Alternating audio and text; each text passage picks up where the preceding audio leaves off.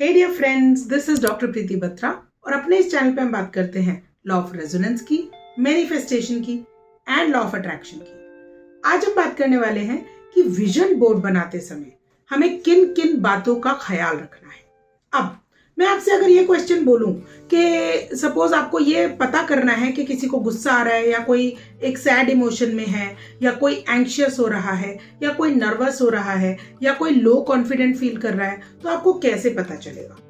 Obviously आपको उसके हाव भाव से पता चलेगा, यस और नो, है ना। ऐसा लगेगा ना कि ओके, इसको जब गुस्सा आ रहा है तो इसकी आंखों में भी जो है ना वो लालपन है और उसकी बातों में भी जो है ना इस तरीके से कुछ ऐसी तलखी सी आ रही है जिसमें जो है ना हमको लग रहा है कि हाँ इसको गुस्सा आ रखा है। यानी कि उसके सारे के सारे बॉडी ऑर्गन्स जो हैं उस एक इमोशन के अंदर घुस जाते हैं, राइट। फॉर एग्जाम्पल, अगर मैं आपके सामने ये बोलूं मुझे तो बहुत गुस्सा आ रहा है, तो आपको लगेगा कि मुझे सच में गुस्सा आ रहा है? नहीं लगेगा ना। क्यों? क्योंकि मेरे जो सेंस ऑर्गन्स हैं वो आपको कुछ और बता रहे हैं, लेकिन मेरा जो वर्ड्स हैं वो आपको कुछ और बोल रहे हैं। बस यही चीज, इसी सबसे बड़ी मिस्टेक जो है ना हम लोग ये वाली करते हैं जब हम विजन बोर्ड बना रहे होते हैं। क्या करते हैं हम लोग, इसके बारे में मैं आपको ना आज 3 चीजें बताने वाली हूँ कि जिसमें हम विजन बोर्ड को किस तरीके से बनाएं और इसके जो मिथ्स हैं उनको किस तरीके से ब्रेक करें। तो सबसे पहले तो आप ये समझिए कि एक विजन बोर्ड एक्चुअली सिर्फ ये नहीं है कि आपने पिक्स देख ली, यानी कि पिक्चर्स आपने उसके ऊपर लगा दी और वो पिक्चर्स को आप देख रहे हैं और वो आपको अचीव हो जाएगा। ये जो कॉन्सेप्ट है ये बिल्कुल गलत कॉन्सेप्ट है। ऐसे तो आप किसी भी किताब को उठा के देख लीजिए यार, आप बुक को जो है ना बार बार रीड करके देख लीजिए, स्पेसिफिकली वो वाली पिक्स अगर लगा देंगे तो क्या वही चीजें आपको रिसीव हो जाएंगी? जब ये नहीं होता ना तो हम एक फ्रस्ट्रेशन वाले वाइब्रेशन में आ जाते हैं, एक फ्रस्ट्रेशन वाली फीलिंग में आ जाते हैं। तो आप इस चीज को समझिए कि जब हम एक इमोशन को मैनिफेस्ट करते हैं ना, एक्चुअली हम उस इमोशन के अंदर घुस जाते हैं पूरी तरह से। जिस तरीके से हम एक एंग्री इमोशन में, सैड इमोशन में, एक डिप्रेसिव इमोशन में, जिस टाइम पे हम हैप्पी होते हैं तो वो जो साइंस ऑफ हैप्पी वाइब्रेशंस होते हैं, यानी कि बहुत अच्छा लग रहा है, हर चीज में अच्छा लग रहा है, उस वाइब्रेशन में जब हम होते हैं, उस फीलिंग में जब हम होते हैं ना, तो उस टाइम पे हम जो भी कुछ फील कर रहे होते हैं वो हमारी डोमिनेटिंग वाइब बन जाती है। डोमिनेटिंग वाइब का मतलब यहाँ पर यह है कि हमारा पूरा बॉडी, हमारे पूरे ऑर्गन्स, हमारे सेल्स, सारे के सारे सेल्स जो है ना वो प्रिपेयर्ड हैं अब उस चीज को एब्जॉर्ब करने के लिए, एक्सेप्ट करने के लिए और सबकॉन्शियस माइंड में पास करने के लिए। क्योंकि कोई भी चीज अगर हमारे सबकॉन्शियस माइंड में पास हो गई ना, इसका मतलब वो यूनिवर्स तक पहुंचेगी और वो ही चीज हमारे सामने रिफ्लेक्ट होगी। ठीक है, अब इस कॉन्सेप्ट को समझते हुए हमको विजन बोर्ड को बनाते समय किन बातों का ध्यान रखना है। नंबर 1 हमको ध्यान रखना है कि हमारी फीलिंग्स क्या है। यानी कि जब हम पिक्स लगा रहे हैं, हम किस फीलिंग से लगा रहे हैं? क्या हम इमोशनली अटैच्ड हैं उन सारी पिक्चर्स के साथ में? आप एक एक पिक्चर को जब आप इमोशन के साथ में, उस फीलिंग के साथ में लगाएंगे ना कि मुझे इसको रिसीव करने के साथ साथ कैसा फील होगा।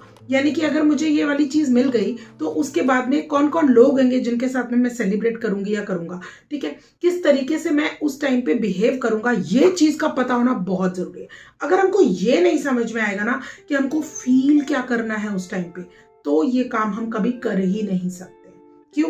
क्योंकि अगर आपने सिंपली पिक्चर्स ही लगानी है तो वो तो सिर्फ विजुअल, सिर्फ एक सेंस को इम्पैक्ट कर रहा है, आपके पूरे बीइंग को, आपके पूरे सेल्यूलर लेवल पे तो वो जा ही नहीं रहा।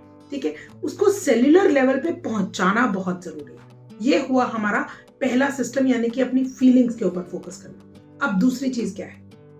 दूसरी चीज ये है कि आपने उसके लिए फेमिलियरिटी क्रिएट करनी है। ठीक है, देखिए कोई भी चीज जो हमको नोन होती है ना, यानी कि जो हम काम रोज कर रहे होते हैं, हमको उनकी हैबिट होती है। अब इस चीज को लेने के लिए, इस चीज को रिसीव करने के लिए हमारे अंदर वो कैपेबिलिटी है या नहीं, इस चीज का टेस्ट भी तो यूनिवर्स करेंगे ना। क्योंकि यूनिवर्स तो सिंपली एक ही बात बोलते हैं ना, खुद ही को कर बुलंद इतना कि तेरी तकदीर से पहले खुदा बंदे से खुद पूछे बता तेरी रजा क्या है। विच मीन्स कि आप अपने आप को जब तक उस लेवल पे नहीं लेके जाएंगे, खुद ही को कर बुलंद इतना, यानी कि उस लेवल पे जब आपकी कैपेबिलिटीज, जब आपकी रिसीवेबिलिटी के इक्वल हो जाएगी, यानी कि आप जो है ना उस लेवल पे आ चुके हैं कि then you know that you not only deserve it but आपके पास वो अधिकार आ चुका है कि वो आपको मिले चीज, ठीक है। इसी को हम उस डायलॉग में भी बोलते हैं कि किसी भी चीज को जब भी आप इतनी शिद्दत से पाने की कोशिश करते हैं तो पूरी कायनात जुट जाती है आपको उस चीज से मिलाने के लिए। बस वही चीज यहाँ पर हमको फोकस करना है कि हम उस चीज को नॉन एनवायरमेंट में लाने के लिए क्या क्या स्टेप्स ले सकते हैं। तो जब आपने फीलिंग क्रिएट की तो उसके बाद में क्या क्या स्टेप्स हो सकते हैं कि जो अगर मैं ये लूं तो उसके बाद में इस चीज को रिसीव करने की पूरी तरह से काबिल बन जाऊंगी या बन जाऊंगा, ठीक है। तो उसको अपने आप को उस नॉन एनवायरनमेंट में लेके आने के लिए हर रोज छोटा छोटा प्रैक्टिस करना है हमको उस लेवल पे पहुंचने के लिए। अब ये प्रैक्टिस कब एफर्टलेस बनती है? जब हमें मजा आ रहा होता है, ठीक है। अगर हमको काम करने में मजा नहीं आ रहा ना, तो इसका मतलब यह है कि वो काम आपके दिल के करीब है ही नहीं, ठीक है। तो वो वहां पर आप एक्सप्लोर कर रहे हैं इन चीजों को, ओके किस तरीके से मुझे इसको इस काबिल बनाना है कि ये चीज मेरी काबिलियत के बराबर पहुंच जाए, ठीक है। तो उसके लिए वो वाले काम करना एफर्टलेसली, ठीक है। एफर्टलेसली काम करने के लिए you can see my other videos जहां पर ये सब चीजें बताई हुई हैं। आप मेरी फीलिंग्स वाली वीडियोस को भी देख सकते हैं जहां पर आप अपने आप को लो वाइब से हाई वाइब में कैसे ट्रांजिट करते हैं वो आप सीख सकते हैं, ठीक है। अब जो तीसरी चीज यहाँ पर बहुत ज्यादा इंपॉर्टेंट है वो ये है कि विजन बोर्ड तो हम बना लेते हैं, हमको लगता है कि हमने जो है ना अपना विजन बोर्ड बना लिया, इसका मतलब हमारे पास में सब कुछ आ गया, यानी कि हमको ये भी समझ में आ गया कि हमने ग्रैटिट्यूड फीलिंग्स हर चीज के साथ में विजन बोर्ड बना लिया, हमने नोन के लिए भी मेहनत कर ली। लेकिन हमारे माइंड को इस बात का यकीन कैसे होगा कि हम उस चीज को रिसीव कर सकते हैं? क्योंकि हमको तो इस बात का हमें लगता है हम डिजर्विंग है, लेकिन हमारे माइंड को कब यकीन होगा? जब हम उसको अपनी अचीवमेंट्स दिखाएंगे। यानी कि अब आपको विजन बोर्ड के साथ में अपना एक अचीवमेंट बोर्ड भी बनाना है जहां पर आप ऑलरेडी क्या क्या चीजें अचीव कर चुके हैं वो सारी भी आप लिखिए या बनाइए, यानी कि पिक्स लिखिए।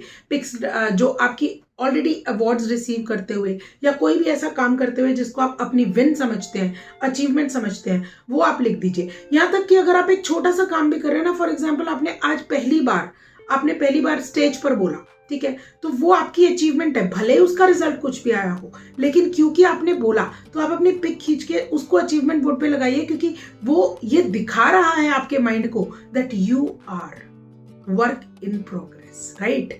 तो जब आप वर्क इन प्रोग्रेस होते हैं ना, तो हमारा माइंड उन चीजों को रिसीव करने के लायक बन रहा है, ऐसा उसको लगने लगता है, और वो सारी चीजें ना उसको नॉन फैक्टर में नजर आने लगती हैं, ठीक है।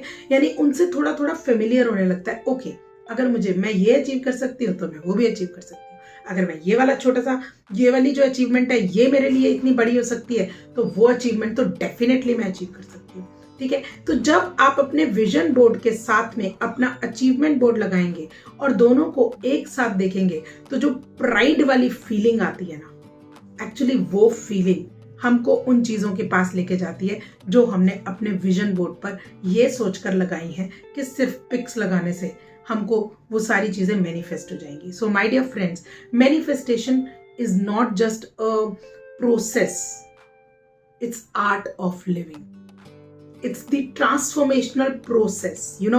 हर चीज का उसके अंदर रोल है, यानी कि इवन आपके फेलियर्स का भी उसके अंदर रोल है, क्योंकि आपके फेलियर्स आपको रीडायरेक्ट कर रहे होते हैं कि अब अगर ये वाला काम नहीं कर रहा ना, तो ये वाला तो डेफिनेटली रास्ता काम करेगा, ठीक है। तो अपने रास्तों को रीडिफाइन करना, अपने आप को पूरी तरह से डिजाइन करना, इस तरीके से हम उस बुलंदी तक पहुंच पाएंगे कि जब भगवान हमसे खुद पूछेंगे बता क्या चाहिए तुझे, और जो चाहिए ना वो तुझे मिलके रहेगा, क्योंकि now you are ready to receive it. तो ये इन 3 चीजों का आपको ध्यान रखना है जब आप विजन बोर्ड बना रहे हैं। अपनी फीलिंग्स को ग्रैटिट्यूड में, अप्रिसिएशन में और हाई वाइब्स में आप अपना विजन बोर्ड डिजाइन कीजिए।